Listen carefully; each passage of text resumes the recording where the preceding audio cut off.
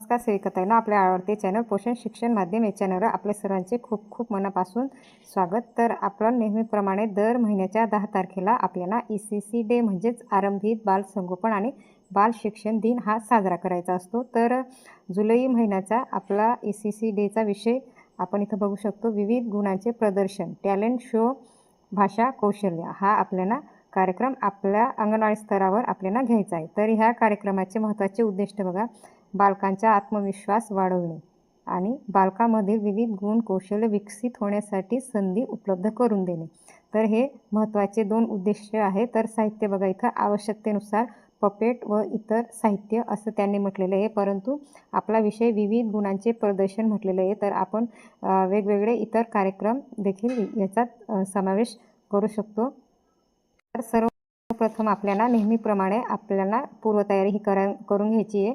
तर सत्राची सर्वात तयारी आधीच करून ठेवायची आहे। काही उपक्रम गटामध्ये देखील घेऊ शकतात। हावभावाची गाणी, नृत्य, पपेट वापर करून कविता, गाणी, संवाद, गोष्टी, नक्कल, नाटिका किंवा जर एखादी विषयावर भाषण अशा प्रकारे आपल्याला तो कार्यक्रम घ्यायचा आहे। तर अशा भाषाविषयी उपक्रमाची निवड करावी। सत्राची वेळ व दिनांक पालकांना आपल्याला नेहमीप्रमाणे आदल्या दिवशी सांगायचं आहे।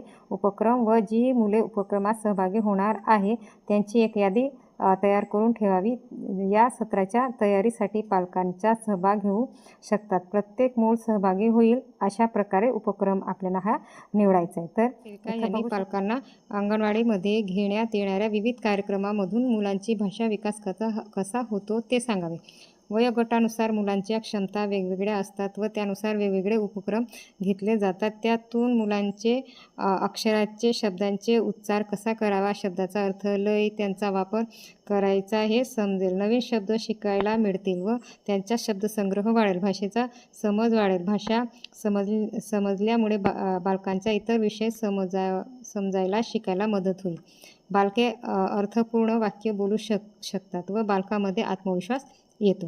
अशा प्रकारचे काही उपक्रम आपण आज मुलं करून दाखवणार आहे असे म्हणून कार्यक्रमास सुरुवात करावी। छोट्या मुलांचे उपक्रम आधी घ्यावेत व नंतर मोठ्या मुलांचे घ्यावेत। प्रत्येक उपक्रमासाठी 10 ते 15 मिनिटं आपल्याला वेळ द्यायचा आहे। मुलांना समोर बसवून गाणी, गोष्टी, रोल प्ले, संवाद इत्यादी उपक्रम करण्यास सांगावे। उपक्रम झाल्यानंतर टाळ्या वाजवून मुलांचे कौतुक करावे, जेणेकरून त्यांचा आत्मविश्वास हा वाढेल। प्रत्येक मूल सहभागी होईल असे 6 किंवा 7 उपक्रम घ्यावेत।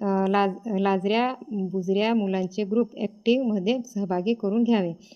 सर्व उपक्रम झाल्यानंतर पालकांना सांगावे की अशा प्रकारे घरीही मुलांशी विविध विषयावर गप्पा केल्यामुळे, गोष्ट सांगितल्यामुळे मुलांचा भाषा विकास चांगला होईल, मुलांचा आत्मविश्वास वाढेल, तसेच त्यांच्यातील इतर कला गुणांना वाव मिळेल। अशा प्रकारे आपण त्या सर्व कार्यक्रम झाल्यानंतर त्या मुलांचे आपल्याला कौतुक करायचे। तसेच जर जमले तर त्यांना आपल्याला छोटेसे पारितोषिक देखील आपण देऊ शकतो, जसं फूल किंवा एखादं छोटंसं पुस्तक अशा प्रकारे देऊ शकतो। त्यानंतर आपल्याला कार्यक्रमाचा समारोप आपण करायचा आहे। तर उपक्रमामध्ये सहभागी झाल्याबद्दल पालकांचे अभिनंदन करायचे आहे। आता पालकांसोबत 3, 2, 1 हा उपक्रम आपण नेहमी घेत असतो, तर तो घ्यायचा आहे। पालकांना विचारायचे की आज आपण कोणत्या 3 गोष्टी शिकलो, आपण घरी गेल्यानंतर मुलांसोबत कोणत्या 2 गोष्टी करणार आहोत आणि आपण कोणती एक गोष्ट आहे जी आपण इतर पालकांना सांगणार आहेत। अशा प्रकारे आपल्याला समारोप करायचा आहे। त्यानंतर शेवटी आजच्या सभेचे उपस्थित राहिल्याबद्दल सर्व पालकांचे आभार मानायचे आणि त्यांना पुढील बैठकीची तारीख सांगायची। तर ह्या व्हिडिओमध्ये आपण जे ECC डेविषयी माहिती घेतली की तो आपण कार्यक्रम कशा प्रकारे घ्यायचा आहे।